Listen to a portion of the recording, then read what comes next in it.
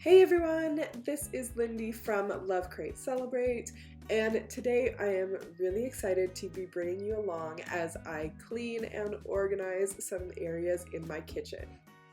In particular, our pantry, which used to be somewhat organized, has now become completely disorganized with stuff all over the floor and overflowing out of bins. The other couple of spaces I want to tackle are our cutlery drawers, which are just kind of overstuffed and have organization barriers that aren't working for us right now. And also one of our cupboards that's completely overstuffed and a mishmash of items that I wanted to turn into a beautifully organized spice and tea cupboard. Before I got to cleaning and organizing, I really wanted to unpack some of this fun new stuff. This video was sponsored by Kitchen Stuff Plus, who supplied us with everything we needed to help organize these spaces and get them back in shape. Links to all of the products I used today will be found in the blog post that will be linked in the description below.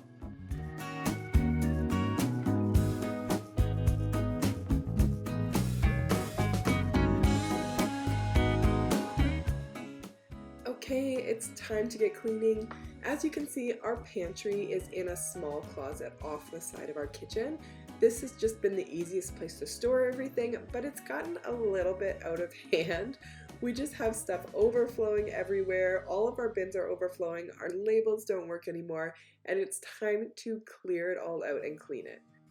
So step one is to remove all of the bins or anything that's currently on the shelves and to clean all of those shelves off with a multi-purpose cleaner.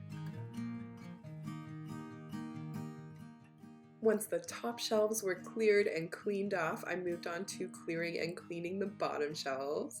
As you can see, the bottom of our pantry has just become a catch-all for anything that didn't quite fit in the shelves.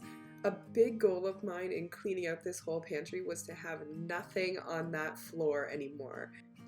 That means putting all of those baking supplies into proper bins, putting all of the appliances on the shelves, and getting a nice clean floor again.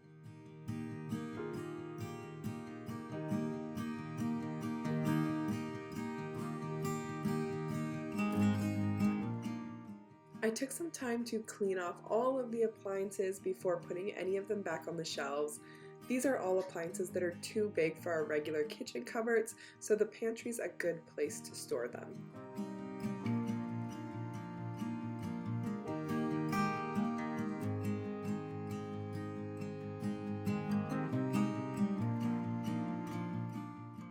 The floor of our pantry was also a big mess, so I wanted to take this time to sweep everything up and clean not only the floors but also the baseboards and the walls around everything.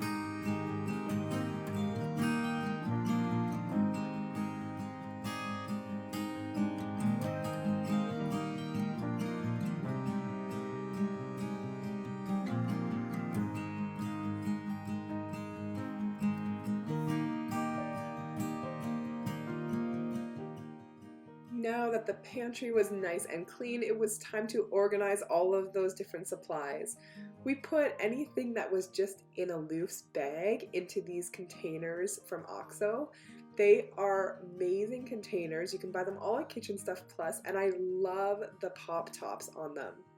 You just pop the top anytime you want to open or close them. They're clear so you can see exactly what's inside, and they're going to keep our pantry much more organized by getting rid of all those bulky bags and containers and keeping everything visible and stacked nicely.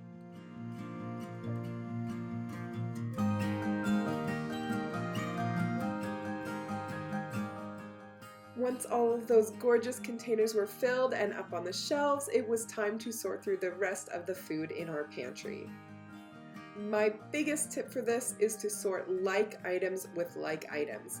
We happen to have all of these baskets that already fit perfectly into our shelves, so I just wanted to reuse them, but organize them a little bit more sensibly.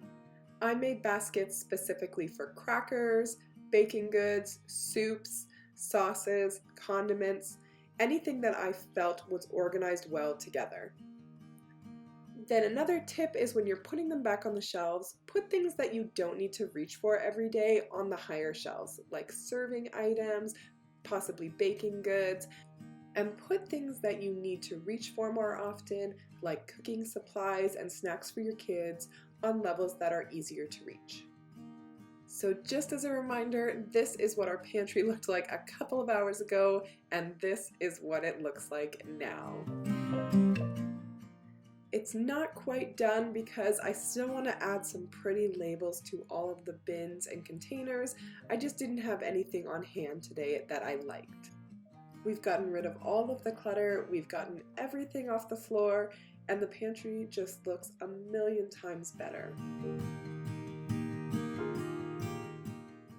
Now that we're done organizing the pantry, we can move on to organizing our cutlery drawers.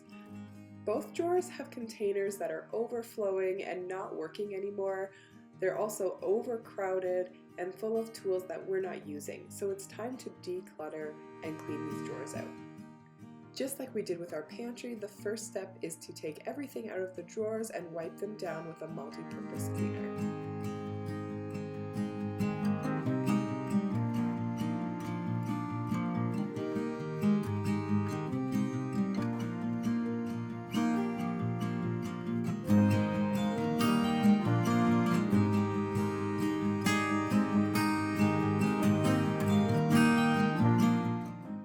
One of the best things you can do to maximize space in your cutlery drawers is finding containers that fit exactly into the drawers.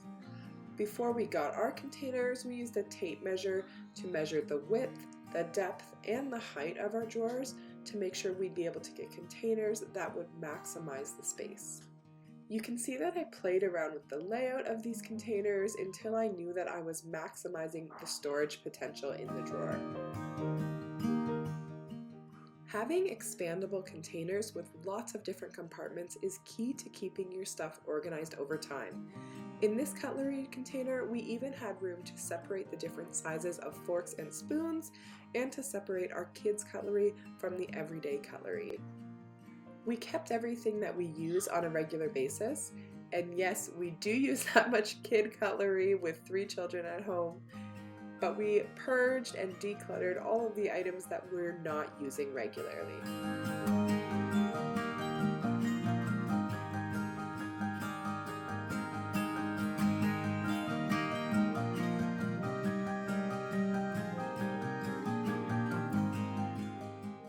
In the other utensil drawer, I was able to measure and find 3 utensil bins that would fit into the drawer perfectly. I sorted the bins so that the things we use the least often, like the seasonal corn on the cob bowls, would be in the furthest back container. The things that we use semi-regularly would be in the middle container, and the things that we use most often would be in the very front where it's the most easily accessible. I was able to significantly declutter this drawer just by getting rid of anything that we hadn't used in the last year, and by getting rid of any duplicates that we had that we were still holding on to. Just like this little mini whisk and this cheese slicer, we definitely didn't need 2 of both of those utensils. It honestly only took half an hour to completely reorganize both of our utensil drawers, and I couldn't be happier with how organized they look. Even my husband noticed when he got home. The final space that I wanted to clean and organize today is this cupboard to the side of my stove.